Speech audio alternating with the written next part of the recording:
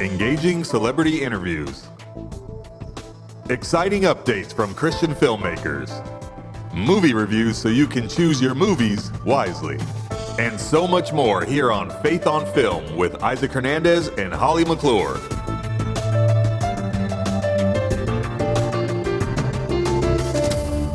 Hello, everybody. Welcome to this week's episode of Faith on Film. So excited you're with us. You know why? Because, Holly, you've got an amazing interview on today's show. I am so excited, Isaac. I am so excited. Okay, Andrew or Andy Erwin, as his friend calls. Now, you know him from I Can Only Imagine, and he and his brother have done so many movies and so many shows. Well, the new one that's coming out is I Can Only Imagine 2, and I'm going to interview him, you're with me, on what he had to say about I Can Only Imagine 2, and I'm very excited about this movie. If you haven't seen the first one, you don't have to. This movie is a standalone movie, and I'm telling you, it's going to touch hearts and change lives, just like the first one did. Well, I'll tell you what, let's take a look at the trailer to I Can Only Imagine 2 and then on to you with Andy Erwin. You got your dream. I Can Only Imagine by Mercy Me, one of the most beloved songs of all time. You inspired millions of people. I mean, what did you think was going to happen? You're just going to ride off into the sunset? No more struggles or pain? So how about you tell me what's really going on?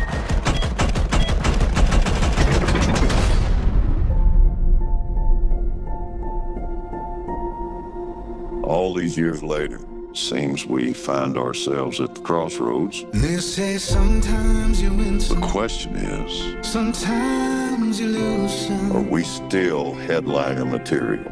You got another hit cooking? This tour is your dream.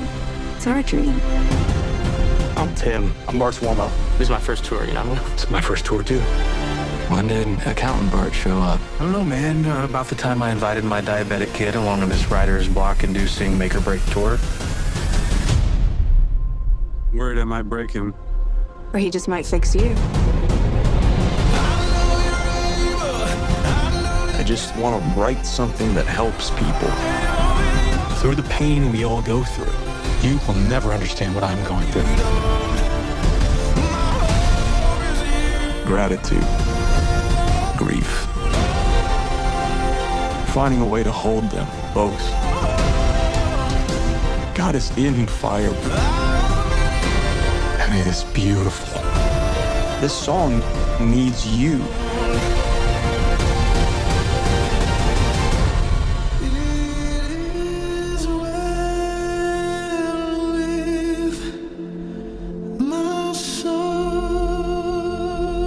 Sometimes your dreams can rise from the ashes.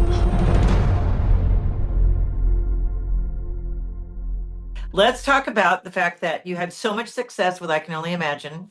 Right. Okay, it's kind of daunting for any person to produce and direct and do a follow-up movie because you got to make sure it's either better or just as good or whatever.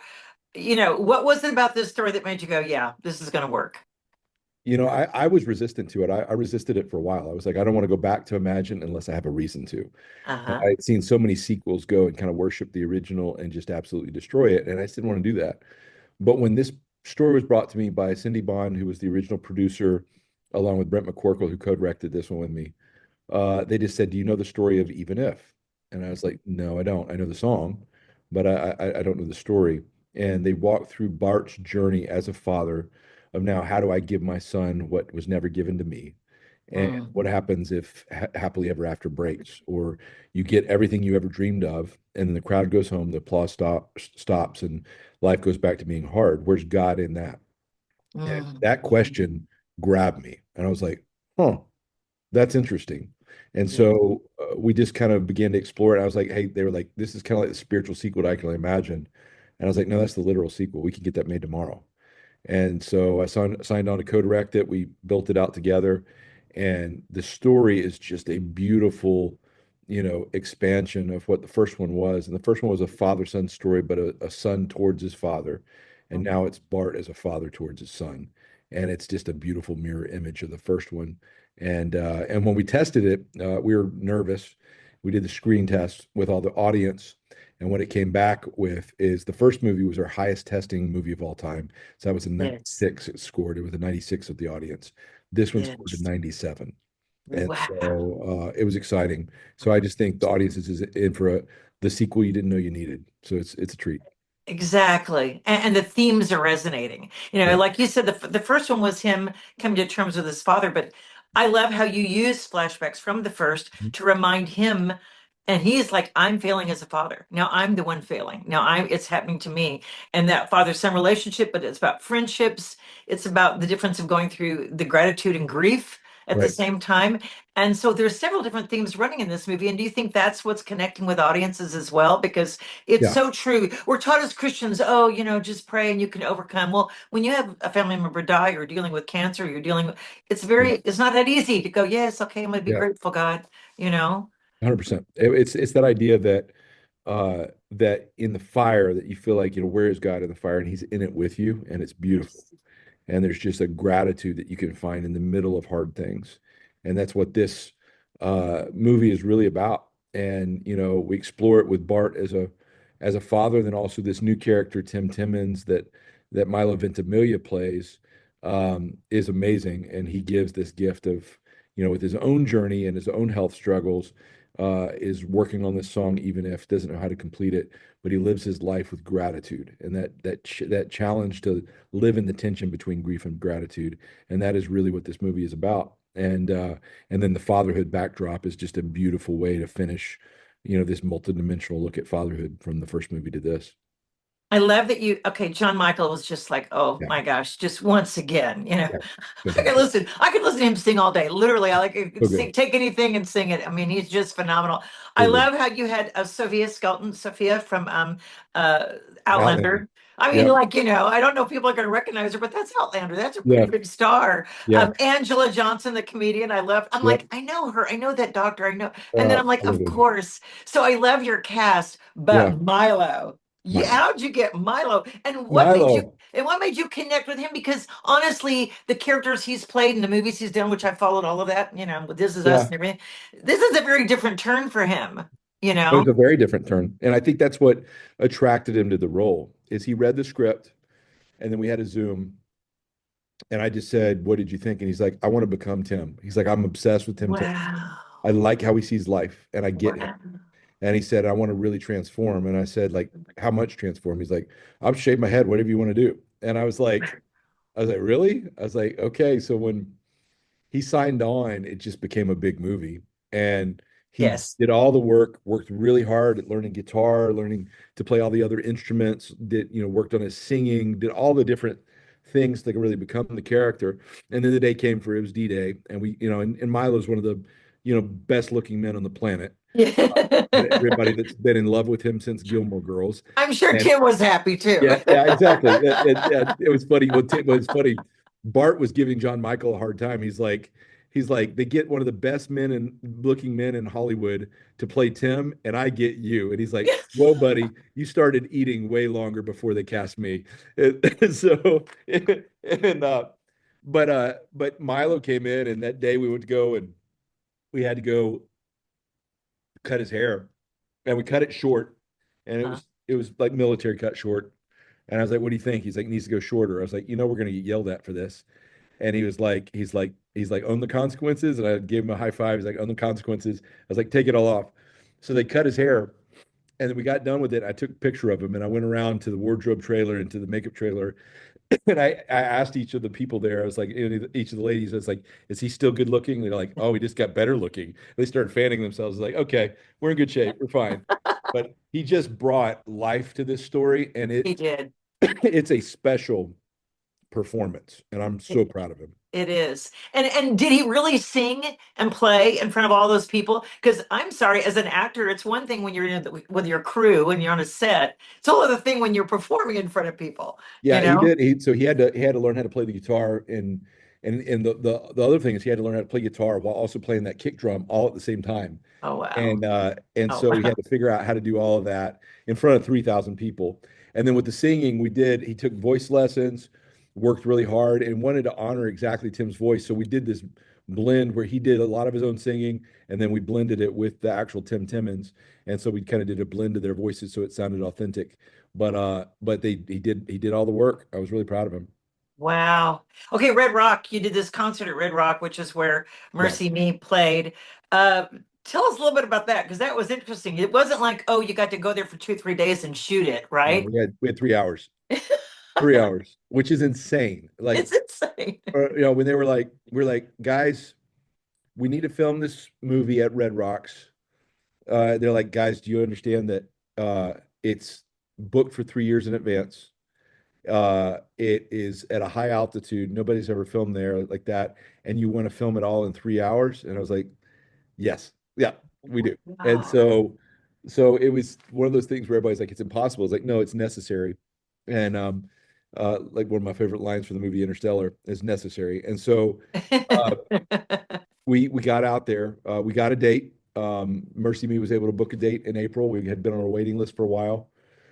We got it. We said, okay, we got 3 hours with this crowd. And so they came and uh, they did half of it was a concert and half of it was filming the end of the movie.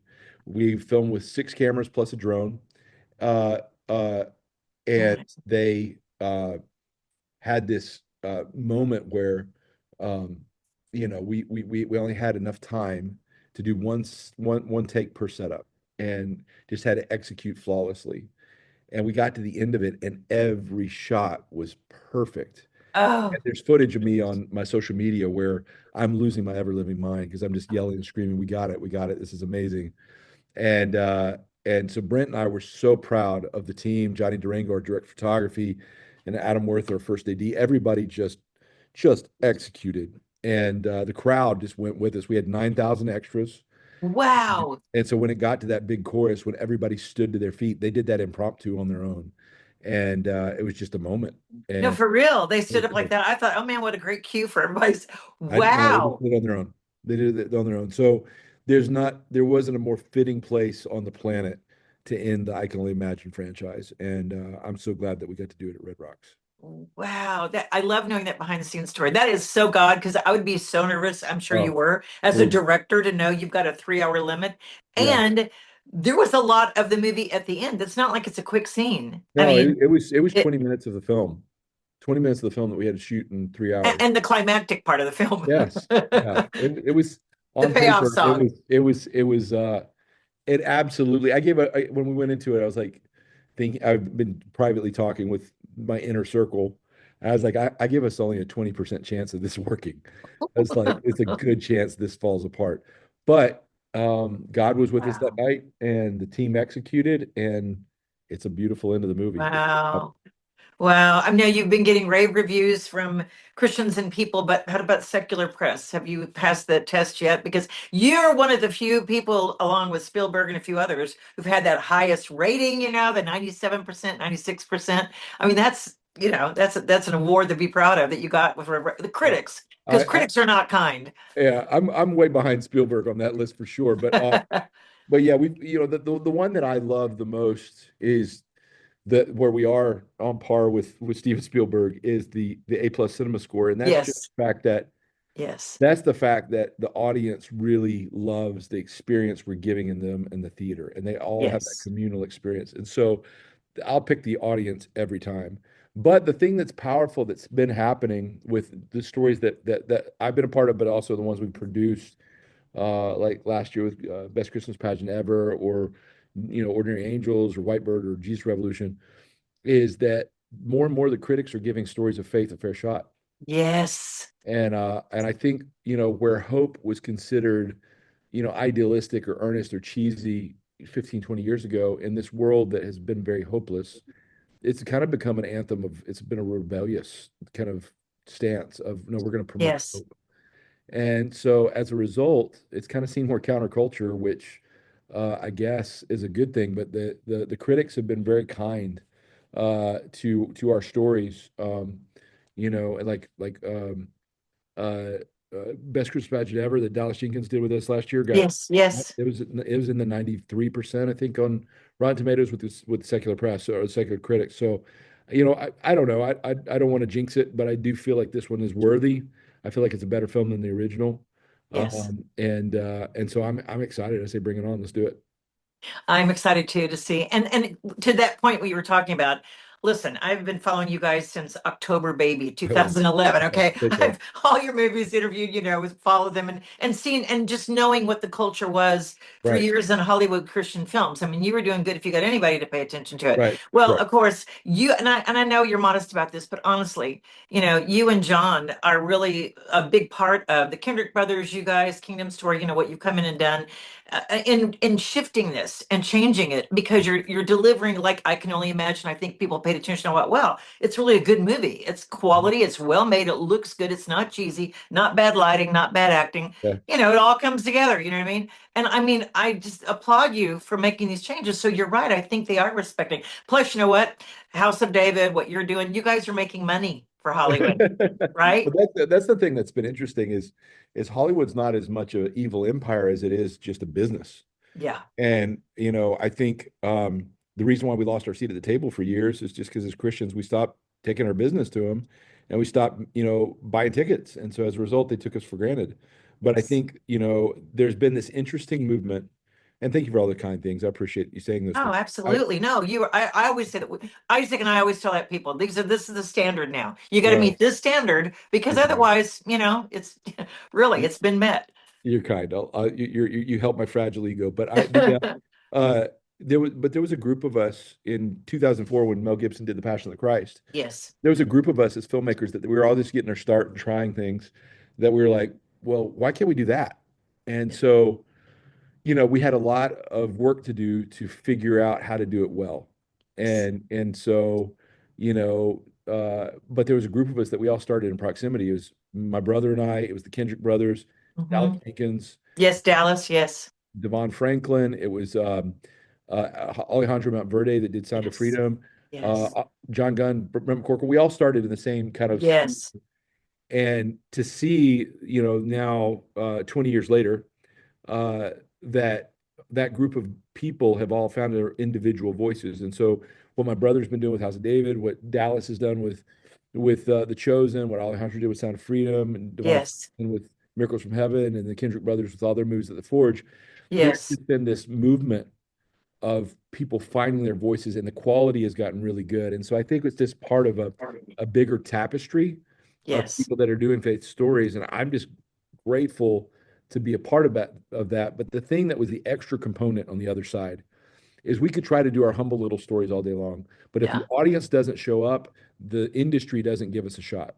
The reason why right now, as filmmakers, we are seeing the powerful movement of the quality getting better is there is a sleeping giant of Christians that like entertainment voting with their tickets. And because they're showing up to the box office and they're saying, this is the kind of stuff we want, the Hollywood system is coming back and being like, hey, we need more of that. So like when we did Jesus Revolution and it worked, the studio was coming back and was like, hey, can we have more Jesus in our stories? Like, what is happening here? It's the opposite of what they used to do. They used to ask you to take Jesus out of it. Literally. Complete opposite. Can you take God and Jesus out of it? I mean, I heard that. Yeah. It's just like you just kind of you feel like you're in some sort of Twilight Zone episode where you're like, wait, what? They're like, does this one have enough Jesus per minute? I was like, what is going on here? Wow. It's just because they really want to serve the audience. And so I bleed Lionsgate blue. I'm really privileged to be able to be with a company that does value the audience. Yes. And so they really want to make sure that it authentically represents the faith audience and that we're connecting with them at a high quality. Yes. And they're supporting it with their dollars of giving us the resources to make really good movies. And so there's a beautiful, and Lionsgate also right now is doing the sequel to The Passion of the Christ with Mel. And so I'm so excited about the movement, particularly in that company, that they really see and value Christians. And I really am proud of that.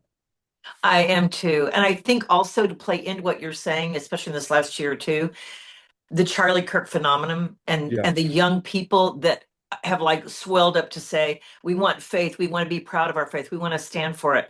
If you can get them to come to this movie, which I fully feel like you will, I feel like you're going to get that audience even more so. Now it's like cool to be Christian. It's not where you hide in the closet about it. So the under 25 crowd is where we've seen the biggest growth right now. Yes. Like you said, that they just want a concrete faith. And I think they want something that that is worth dying for, and that is really has a firm belief to it. And so I think there's a real hunger for authentic faith. And Yes. you know, and our films are always going to be an invitation. We're never going to be about pushing anybody away. In fact, when we did Jesus Revolution, they came back and they were like, guys, this is the most inclusive film we've ever seen. The studio did. And I said, what you call inclusion as Christians, we call evangelism. It's an invitation to broken and hurting people to find redemption and hope. And they're like, huh, we need more of that evangelism thing, do more of that. And so I think there's a craving for that invitational Christianity of saying, here's a belief that's worth putting your life trust in. And that's the kind of stories that we tell. Absolutely. And one last question before I let you go, but you've birthed a baby now, another one. Do you Yeah. have a favorite scene? Is there something that you're especially proud of, or that even if we don't even see it, but just a behind the scenes kind of thing of, this is what, because I always like to know that from people who Yeah. direct and produce, because then when I go watch the movie, I'm like, that was his favorite. He liked that. It meant something to him. So I poured my fatherhood experience into there's this one scene in the hospital where Bart is talking to his wife and he gets really candid with Shannon and talks about how he feels about being a father. And Brent was very kind to let me kind of scratch the itch on, on starting to write some stuff. And so I got the chance to help write that scene. And so the words in that scene are very personal because they came from me on a couple of the places. But I wrote the line where he said, I feel like God gave my kid the wrong dad. Nobody showed me how to do this job.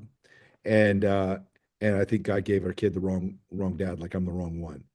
And then Shannon says, Millard, you're the only one. You're his father. You don't have to get it perfect. Just fight for our son. And so I got a chance to write those words.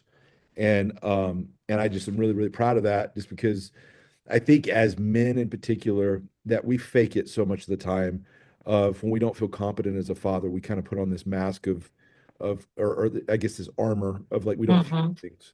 And I think we do that to self-protect. We don't want to look like that. We don't want to look like failure. We don't want people to know how scared we are.